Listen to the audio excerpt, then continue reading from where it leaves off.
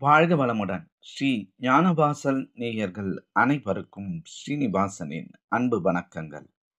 நேர்மறையான வார்த்தைகளே மனமாற்றத்தை தரும். எப்பொழுதும் பாசிட்டிவாக வார்த்தைகளை பேசும்போது அது மனதிற்கு ஒரு நல்ல தாக்கத்தை கொடுக்கும். இதனால் தவறு செய்யும் குழந்தைகள் முதற்கொண்டு பெரியவர்கள் வரை திருந்தி விடுவதுண்டு.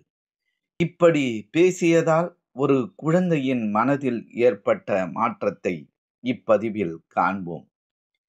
என் தோழி அவளின் பேரக்குழந்தைக்கு சாப்பாடு ஊட்டுவதற்குள் பெரும்பாடாகி விடுவதாக அலுத்துக் கொள்வாள். குழந்தையும் வாயை மூடிக்கொண்டு திறக்கவே திறக்காது. குழந்தையின் தாயோ ஆபீஸுக்கு சென்றுவிட தோழிக்கு குழந்தையை கவனித்துக் கொள்வது பெரும்பாடாகிவிடும். பிறகு குழந்தையை கடைகளுக்கு காய்கறி வாங்கச் செல்லும் பொழுது அழைத்துச் செல்வார்.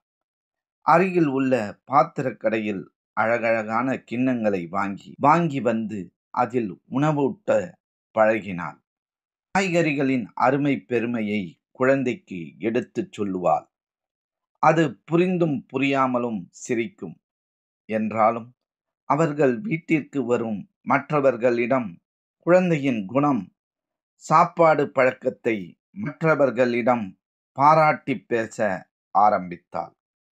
என் பேரன் ஒரு பருக்கை கூட சிந்த மாட்டான், நன்றாக சாப்பிடுவான், தொல்லையே தரமாட்டான் என்று பேரனை பற்றி எல்லோரிடமும் பாராட்டுதலாக பேச பேரன் மனதில் ஒரு உற்சாகம் பீரிட ஆரம்பித்தது. அதன் பிறகு சாப்பாடு தட்டில் பாட்டியின்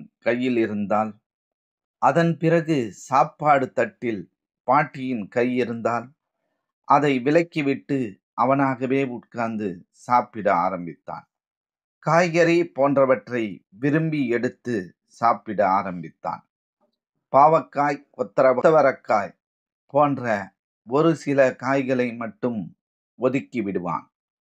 மற்றபடி கீரை, கேரட், பீட்ரூட் போன்ற காய்கறிகளை விரும்பி சாப்பிடுவதெல்லாம் பழகிவிட்டான்.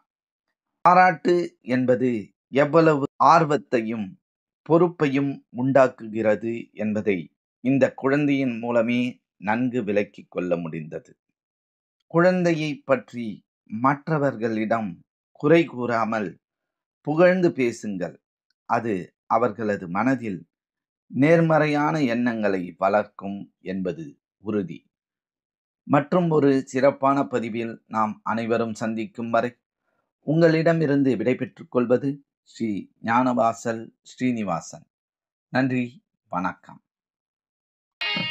எங்களுடைய பதிவு உங்களுக்கு பிடித்திருந்தால் லைக் பண்ணுங்க, ஷேர் பண்ணுங்க. மீண்டும் தொடர்ந்து இது போல பல பதிவுகளை பார்ப்பதற்கு எங்கள் சேனலை சப்ஸ்கிரைப் செய்து பெல் ஐக்கானை கிளிக் செய்து கொள்ளவும். நன்றி, வணக்கம்.